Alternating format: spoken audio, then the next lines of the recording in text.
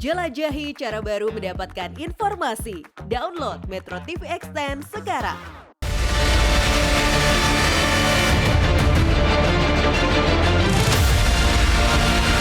Kami tidak dalam keputusan, kami tidak mimpi saja. Mimpi itu dalam kondisi apa? Dalam kondisi supaya kita ini tidak perlu lagi lah ada istilah kampret cebong. Tidak perlu lagi lah ada istilah Anies di bawah. Semua kemungkinan selalu ada.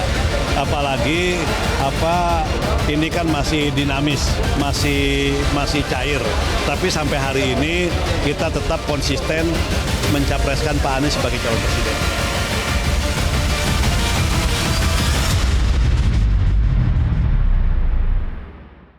Ketika koalisi Ganjar Pranowo merasa dikeroyok oleh koalisi gemuk Prabowo Subianto, tiba-tiba muncul sebuah usulan dari salah satu elit PDI Perjuangan, Said Abdullah, tentang mimpi menduetkan duo alumnus UGM, Ganjar Pranowo dan Anies Baswedan. Karena politik adalah bicara tentang segala kemungkinan, mungkinkah duet mereka menjadi kenyataan? Sudah bersama dengan kami ada juru bicara PKS Muhammad Iqbal dan Direktur Eksekutif Carta Politika Yunarto Wijaya. Mas Toto, Mas Iqbal, selamat malam. Selamat malam. Assalamualaikum warahmatullahi wabarakatuh. Selamat malam. Ya, terima kasih atas waktunya. Kami juga masih menunggu kehadiran dari Ketua DPP PDI Perjuangan Nusyirwan Sujono yang akan nanti bergabung bersama kami sesaat lagi. Sambil menunggu Pak Nusyirwan, saya ke Mas Toto dulu. Mas Toto, menurut Anda apa yang melatar belakangi sehingga kemudian wacana menduetkan Ganjar dan Anies ini muncul?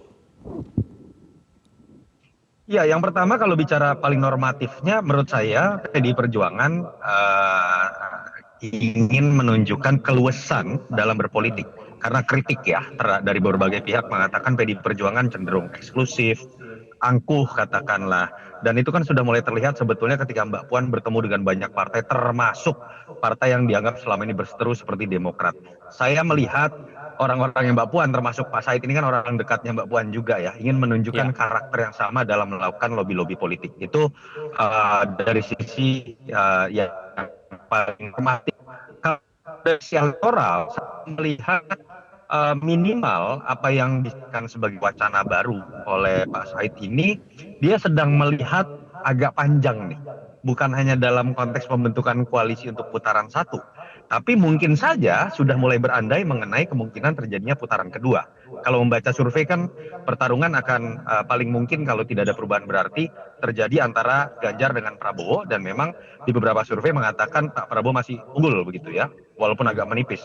Dan memang itu kan didasarkan pada asumsi suara pemilih Mas Anies katakanlah tidak masuk putaran kedua, itu akan lebih banyak ke Pak Prabowo karena punya segmen yang lebih mirip begitu, katakanlah seperti itu. Dan itu yang menyebabkan narasi-narasi seperti ini mulai dibuka juga. Artinya dia ingin memecah sebuah asumsi atau klaim bahwa basis masa Mas Anies hanya lebih mungkin ke Pak Prabowo.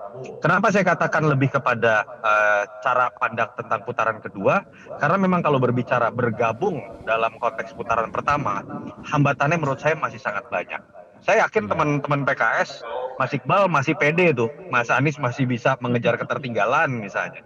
Atau ketika berbicara mengenai basis atau segmen dari pemilih Mas Ganjar dengan Mas Anies, yang satu berbicara keberlanjutan, yang satu berbicara perubahan. Kita ambil contoh ekstrim juga dalam konteks basis ideologi, PKS pendukung Mas Anies dan PDI Perjuangan pendukung Mas Ganjar yang utama ada dalam spektrum yang berbeda cara pandangnya tentang ideologi. Jadi ada hal-hal yang ketika digabungkan belum tentu menjadi matematika 1 tambah 1 sama dengan 2, bisa jadi spekulasi ini ya. Dia malah menjadi air dan minyak yang akan terus memisahkan diri, bahkan bukan tidak mungkin malah akan menguntungkan calon yang lain. Itu analisis dari saya. Ya. Mas Iqbal, bagi PKS apakah wacana ini patut diseriusi oleh PKS tidak? Ya, saya kira dalam konteks politik segala kemungkinan bisa terjadi. Tapi dalam kasus ini saya kira agak sulit ya. Karena kecuali Anies jadi presiden nih. Karena amanah Majelis Suro PKS ke-8 juga kita ingin mendukung Anies itu sebagai presiden. Dan relawan-relawan Anies sudah bergerak ya. Artinya kita melihat bahwa kemungkinan itu akan bisa mungkin kalau Anies yang jadi presiden. Itu perspektif PKS. Kenapa? Karena tadi pergerakan, ya, elektabilitas terus naik, dan walaupun hari ini kita lihat pendukung tiga partai tetap solid, tetapi kami sangat yakin juga bahwa bisa jadi nanti di akhir last minute ada saja partai yang berpindah untuk bergabung untuk mendukung Anies Rashid Baswedan. Jadi dalam konteks ini kami melihat bahwa kemungkinan itu bisa bergabung kecuali Anies yang jadi presidennya. Itu mungkin baru bisa sangat mungkin terwujud. Tapi kalau Anies jadi wakilnya, saya kira itu juga sulit untuk diwujudkan. Mas Iqbal, tapi bukankah kemudian wacana ini juga bisa menjadi solusi di tengah pencarian calon wakil presiden yang belum juga diumumkan begitu? Ya, saya kira otak-atik ini akan panjang ya, sampai mungkin September, sampai menjelang pendaftaran, saya masih mungkin terjadi swing ya, atau perpindahan. Karena apa? Karena penentuan calon wakil presiden ini sangat menentukan dalam konteks tahun ini, khususnya buat Mas Anies dan Pak Ganjar, saya kira. Karena lagi-lagi kita melihat bahwa Mas Anies dulu juga di DKI selalu dia terakhir. Tapi perlahan-lahan dengan pergerakan militansi kader-kader PKS, kader-kader pasar pengusung, itu saya kira juga sangat menentukan. Selain juga sosok wakil presiden.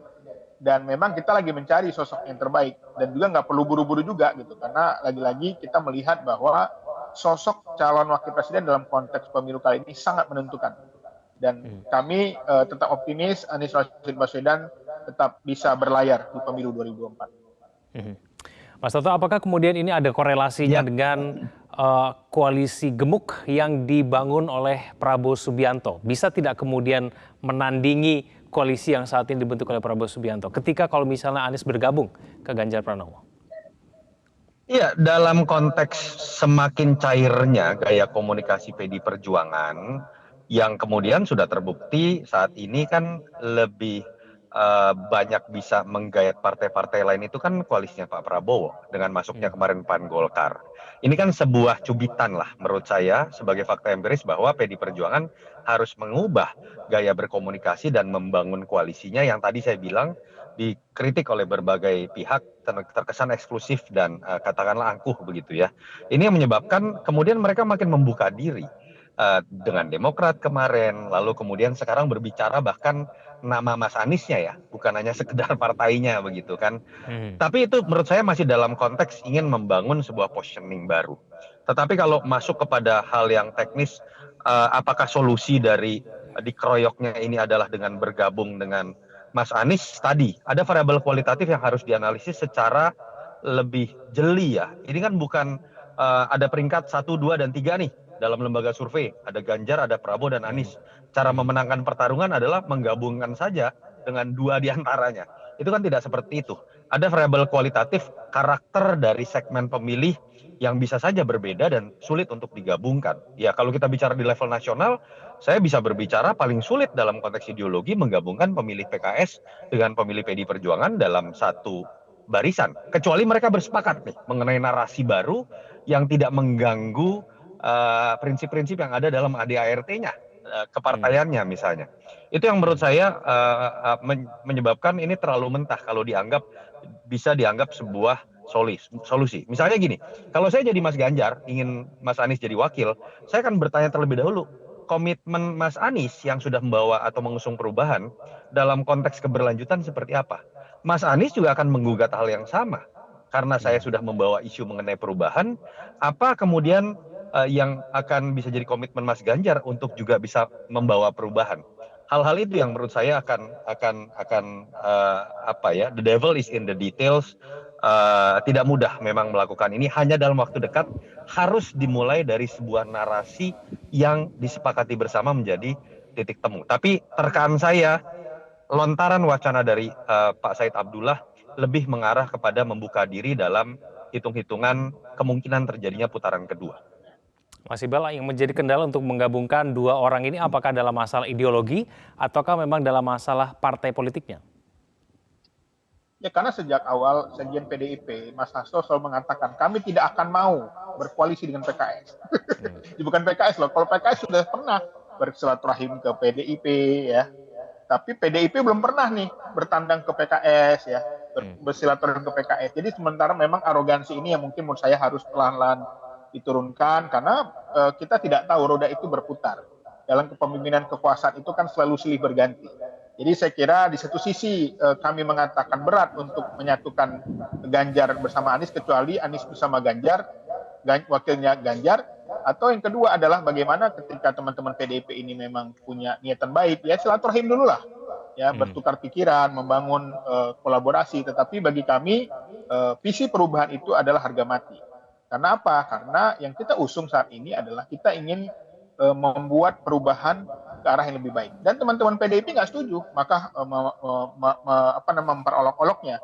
Karena lagi-lagi konteks Mas Anies saat ini adalah bagaimana bangsa ini bisa membawa perubahan ke lebih baik. Karena yang sekarang justru di resistensi di soal IKN lah, soal proyek-proyek mega proyek lainnya. Jadi kita melihat bahwa ketika ini diwacanakan oleh teman-teman PDIP, tentu saja positif bagi demokrasi kita. Tetapi bagi kami melihat bahwa itu sulit diwujudkan kecuali tadi PDIP mau ikut bergabung dengan koalisi perubahan. Ya, betul. Baik, apabila wacana ini betul-betul menjadi kenyataan, apakah sudah pasti Ganjar Anies akan memenangkan Pilpres 2024? Peluangnya seperti apa? Kita akan bahas usai jeda. Pemirsa jangan kemana-mana, kami akan kembali. Kembali bersama kami di Prime Time News. Pemirsa, kita masih menunggu kehadiran Nusyirwan Sujono dari PD Perjuangan. Sambil menunggu, saya kembali kepada Mas Toto. Mas Toto, apabila Ganjar dan Anies ini diduetkan, elektabilitasnya naik atau turun?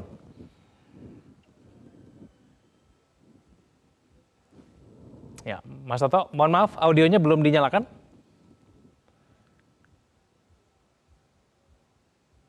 Ya, sorry.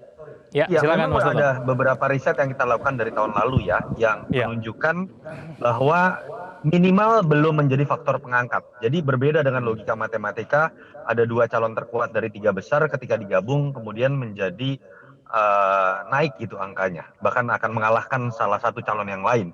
Karena kalau kita coba baca, yang terjadi adalah kenaikan undecided voters. Kalau saya menduga di situ terjadi kebingungan dari pemilih-pemilih yang sudah terlanjur ada dalam positioning yang berbeda, misalnya dalam spektrum mengenai membaca Indonesia ke depan.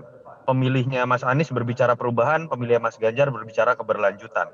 Pemilihnya Mas Anies lebih banyak dari yang mengkritik pemerintahan Jokowi, sementara pemilihnya Mas Ganjar lebih banyak dari yang puas terhadap Pak Jokowi. Atau dalam konteks ideologi, kalau kita lihat kan bagaimana tadi contoh basis pemilih PKS dan PDI Perjuangan ada dalam spektrum yang ekstrim berbeda gitu ya. Nah, ini yang saya ingin sebutkan, tidak perlu juga bahwa sebuah proses rekonsiliasi itu diartikan dengan bergabungnya pihak-pihak yang selama ini dianggap berbeda. Enggak loh. Berbedanya PKS dengan PDI Perjuangan dalam konteks ideologi, buat saya itu kekayaan dalam dialektika demokrasi. Adanya pertarungan antara PDI Perjuangan, antara pemilih Mas Ganjar yang mengusung keberlanjutan dengan yang mengusung perubahan dari Mas Anies, itu juga dialektika yang menarik dalam demokrasi. Jangan kemudian malah dipaksakan hanya karena keterpaksaan secara elektoral. Baik, oke. Informasinya Pak Nusyirwan sudah bergabung. Pak Nusyirwan, selamat malam. Selamat malam, Waalaikumsalam. Waalaikumsalam. Terima kasih atas waktunya Pak Nusyirwan. Pak Nusyirwan, wacana menduetkan Ganjar dan Anies ini merupakan mimpi Said Abdullah seorang atau memang sudah menjadi pembahasan di kalangan internal PDIP? Ya, itu bisa saja dan mungkin saja. Tentu tinjauannya adalah kalau berkaitan dengan pasangan calon pimpinan nasional, tentu kita akan tinjauannya cukup membutuhkan hal yang lebih luas dari berkaitan dengan pemahaman visi dan misi, kesesuaian dari pikiran-pikiran berkaitan dengan program yang akan datang, sehingga tidak mungkin pasangan calon untuk pimpinan ke depan itu berbeda dari sisi tinjauan ke depan untuk menjalankan roda pemerintahan kelak di kemudian hari di 2024 dan selanjutnya begitu.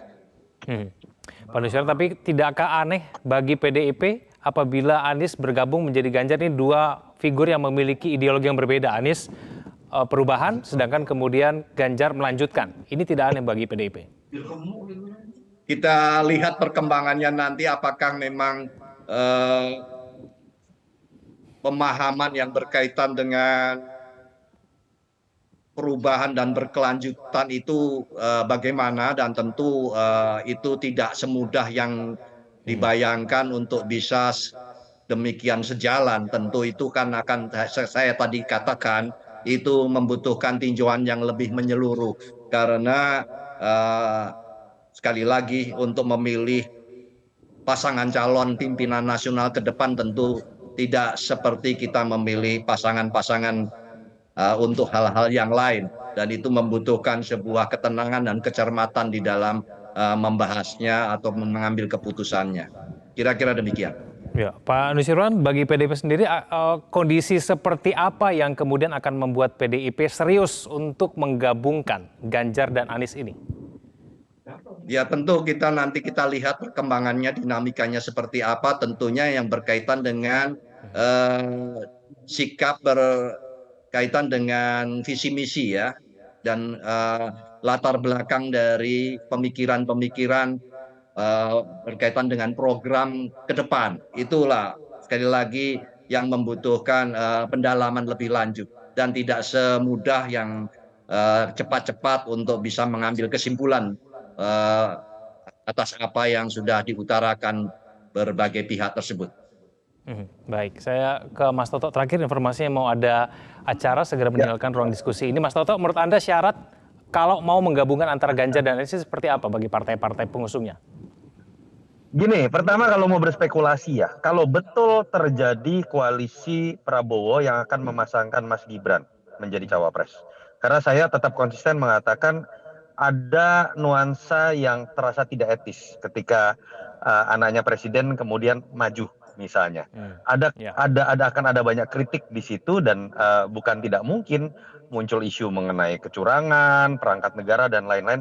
Dalam konteks seperti itu bukan tidak mungkin suara-suara kritis yang akan mencoba menggabungkan dua kekuatan lain, dalam hal ini Mas Ganjar dengan Mas Anies, bisa akan kemudian mengemuka. Tapi itu pun butuh prasyarat lain, bahwa jangan sampai koalisi yang karena keterpaksaan ini misalnya betul-betul terbentuk, itu kemudian punya visi misi yang berbeda. Artinya yang saya sebutkan tadi, Mas Ganjar harusnya akan menggugat kemudian, oke Mas Anies pengen jadi wakil saya, Anda komit tidak untuk melanjutkan apa yang sudah dianggap berhasil? Anda komit tidak dengan keberagaman yang dimiliki oleh PDI Perjuangan? Sama, teman-teman pendukung Mas Anies juga akan bisa menggugat yang sama.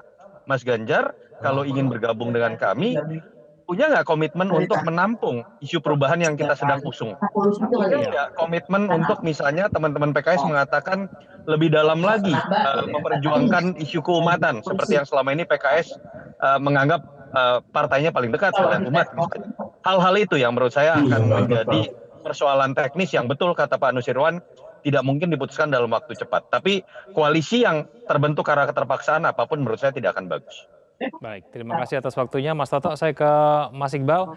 Mas Iqbal, apakah PKS akan solid mendukung Anies Baswedan sebagai calon presiden apabila duet ini terbentuk, ataukah kemudian malah membentuk poros baru? Mas Iqbal. Ya, lagi-lagi kami ingin mengatakan bahwa Anies Rashid Baswedan sebagai calon presiden adalah bagi kami adalah harga mati. Karena apa? Karena sejak awal koalisi ini adalah koalisi yang paling solid untuk mengusung Anies. Untuk itu bila ada ingin mengajak Anies tentu saja pada kursi kedua yang masih kosong. Kursi pertama sangat solid dan saat ini koalisi perubahan sangat solid dan tentu saja kita tinggal mencari waktu untuk menentukan wakil. Bila ada keinginan untuk yang partai yang ingin bergabung, saya kira nggak ada masalah. Tetapi lagi-lagi yang tersisa hanya kursi wakil. Jadi kalau ingin wacana ini diagungkan, sangat mungkin kalau Anies Baswedan jadi presidennya dan Mas Ganjar jadi wakilnya. Baik, Pak Nusirwan, terakhir sikap Bu Mega sendiri seperti apa? Apakah Bu Mega sendiri juga membuka kemungkinan menduetkan Ganjar Anies ini? Halo. Ya, Pak Nusirwan. Ya Mas. Ya, nggak jelas suaranya diperjelas. Mohon maaf. Ya, saya ulang, Pak Nusirwan, sikap Bu Mega sendiri seperti apa? Apakah Bu Mega sendiri membuka kemungkinan menduetkan Ganjar Anies ini?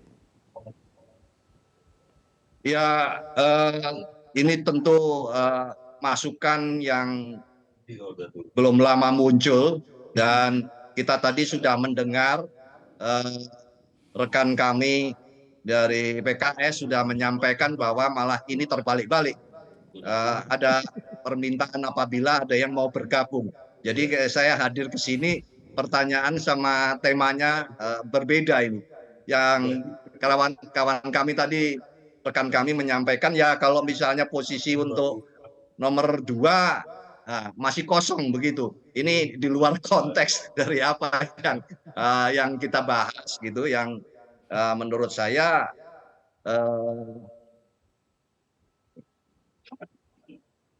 maaf.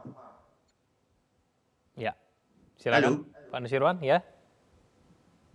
Jadi ini tentu bahwa ini adalah perkembangan saat ini tentu kita ikuti saja dinamika ini. Ya, kalau namanya politik itu apa saja mungkin bisa saja terjadi, tapi tentu patokannya berdasarkan apa yang kami sampaikan tadi. Semua untuk pasangan calon pimpinan nasional kelak, untuk calon presiden dan wakil presiden tentunya itu harus dengan tenang, dengan seksama, kita renungkan dengan baik apakah itu sejalan dari sisi visi misi dan sebagainya, dan pikiran, latar belakang pikiran, rekam jejaknya kira-kira pasangan ini cocok dan sebagainya atau tidak. Dan itu berlaku kepada siapapun, apakah itu merupakan Mas Anies atau siapapun yang akan berpasangan kelak, tentu tinjauan itu menjadi pegangan gitu. Oke, baik, kita akan tunggu nanti perkembangan selanjutnya seperti apa. Pak Nusirwan terima kasih, Mas Iqbal juga terima kasih atas waktunya. Selamat malam. Terima kasih. Cara mudah mendapatkan informasi dengan satu sentuhan jari. Download Metro TV Extend.